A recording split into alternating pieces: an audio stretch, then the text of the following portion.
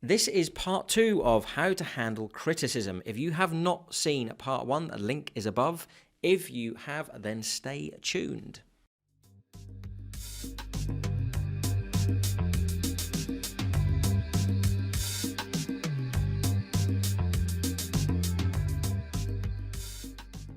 What's going on, guys? Richard Rozza with the Personal Development Channel. This is part 2 of how to handle criticism. If you haven't already, please hit that subscribe button.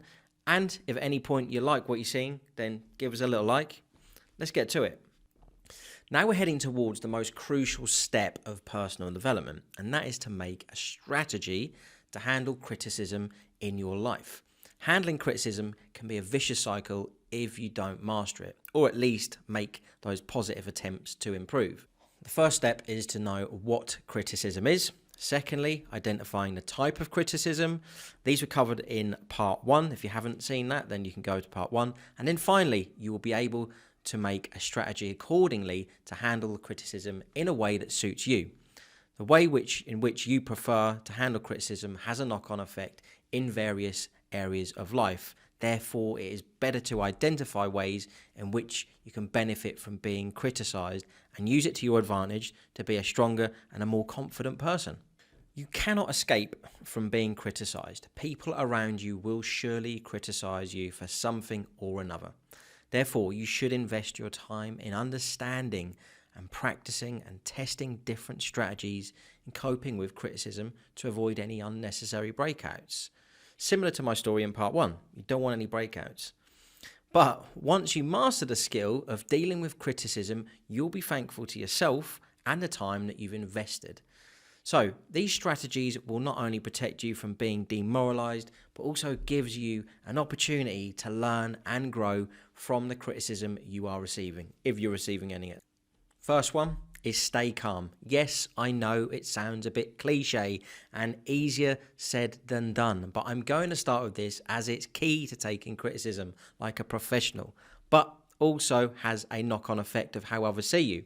If you lose your control, or you lose your control after hearing criticism, your brain will not allow you to think anything else other than being aggressive. Your mind will only be focused on how to damage the individual who offered you criticism.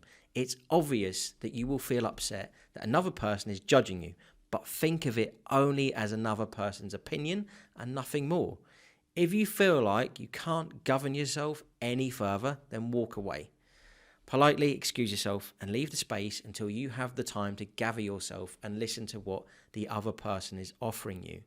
A bad response will only induce a scene and probably create a nasty image of you, which you do not want. Maintain your composure and treat others with respect. Keeping calm will help you to communicate your message more clearly. If you discover yourself being offensive on minor matters, you need to work on being less sensitive. Start thickening your skin if you don't want people to sense like they are walking around on eggshells whenever they're around you or to want to speak to you. When people think you are sensitive, they will be less likely to tell you the truth and less likely to want to interact or speak with you. So you turn into someone that people fear, which is not a good sign. All these practices to stay calm will be tough in the beginning, but when you keep practicing these often, you will start to see an improvement. The next one, nobody's perfect. Yes, don't just use this phrase in your Instagram captions. I'm going to decipher this for you and the meaning of it in real life. Understand that everyone makes mistakes and has things to learn, and you are not an exception. If you honestly believe you are perfect, you have a problem. It's good to have confidence. I'm confident, but I am not perfect. Analyze yourself as closely as possible to look for your faults and flaws and accept it is a part of yourself. Keep working on yourself to make yourself a better part of society while also reminding yourself that you are still not perfect. No one is perfect. This phrase not only implies the recipient of the criticism, but also of the critic who is offering the criticism. He can be mistaken. He can be biased in criticizing you. Don't let him or her influence your own self-worth. Give yourself the importance you deserve, and don't let the opinion of some other random person sometimes ruin your self-esteem. as well as always keeping room for the betterment. Now, push yourself from a better person to the best person every day. Focus on the feedback. Another strategy you can apply to handle criticism is to focus on the feedback rather than the person you are getting this feedback from. Actually hear what is being said. If necessary, ask questions to make sure you understand the criticism entirely. When you are receiving either type of feedback, approach the situation with an open mind. Focus on the words the analyst is using to critique you. Neglect the tone of the feedback and listen carefully to the words. If you are quenching for honest feedback, you are ready to grow. Next point, don't judge the critic. In this internet age, we are more prone to unnecessary criticism that can lead to mental instability. It's a natural human behavior that we don't like something being rude to us or someone being rude to us. And we judge the speaker of those words. So we look for their flaws and question ourselves, similar to the story I told you in part 1. But remember, don't look at the resource of advice, look at the advice. Constructive criticism can also come from a flawed source. So don't let the character, caliber, and status of the person dominate over a good piece of advice you are getting. No matter how good the person is who's offering you that criticism, your mind will insist for you to look for their flaws and failures if you are not dealing with the criticism in the best way. Next point is my favourite, say thank you. Yes, another cliche. Don't be a hater in the response to the hate you are getting. Express your gratitude towards the individuals who are offering you criticism. This will protect your peace of mind and theirs. Respond to the haters with kindness. Thank them for their time. They are investing in you by giving you criticism. Criticism can be responsible for moulding numerous developments in you, and critics are the persons who initiated this change. So thank them for observing you, analysing you, and putting their efforts into judging you. Even if you are gritting your teeth, say thank you. Your gratitude can leave your hater to think twice about their own behaviour towards you, especially if they've come across the wrong way. Chances are they also regret expressing hate towards you.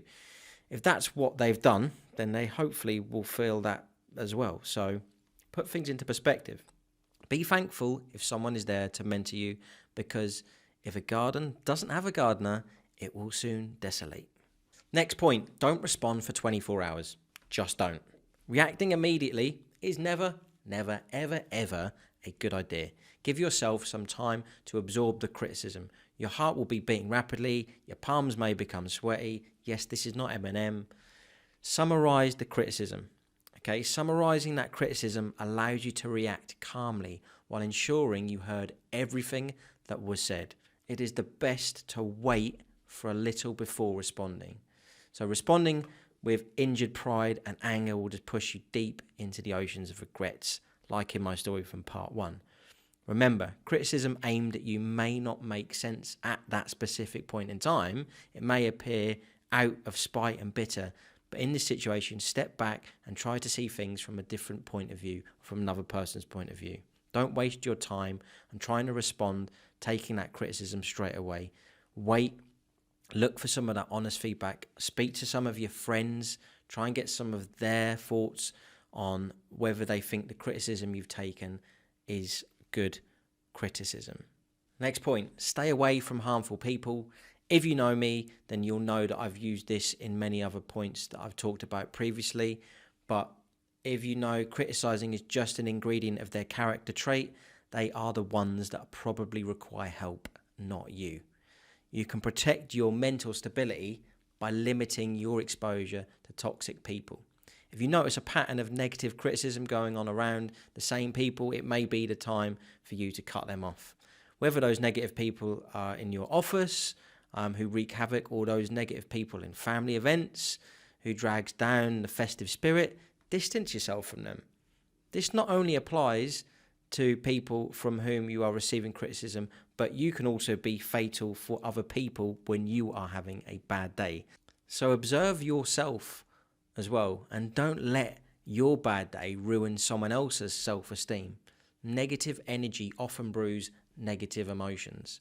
Maintain your emotional distance and don't allow yourself to become infected with negativity. Make plans to act on constructive criticism. If someone has given you genuine feedback, then start acting on that advice. Make plans on how you can listen carefully and practice constructive criticism in your life to push yourself towards being a better person. Action is key. Everything I offer is knowledge. If you just listen and don't do anything with it, that's fine, but you're not going to change or evolve or develop, whether that's my advice or someone else's advice. So start acting on useful advice and implement it in your life. Use constructive criticism as a springboard to formulate an action plan to strategically work towards improving your performance. And that can be performance in your workplace, your love life, your friendship, your family, and so on. So it's tempting to neglect the views of other people by considering it as a piece of shit, but you are doing so if you are yourself a barrier in the path of your success. Don't be guilty when someone notices a problematic behavior or mistake you have made. Accept it and make your strategy on how you're going to get rid of your bad behavior or what you can do to cancel the effect of the mistake you've made. Don't ever miss out on the chance of growing and developing. I hope part 1 and 2 will help you when you face criticism the next time and you want to handle it without wanting to hide in a corner or knock someone out. Don't do that, please.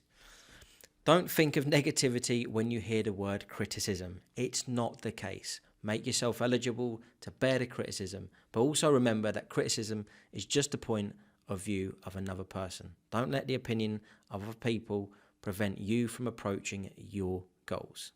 So implement these tricks in your life and get ready to see some change. So, challenge time, guys.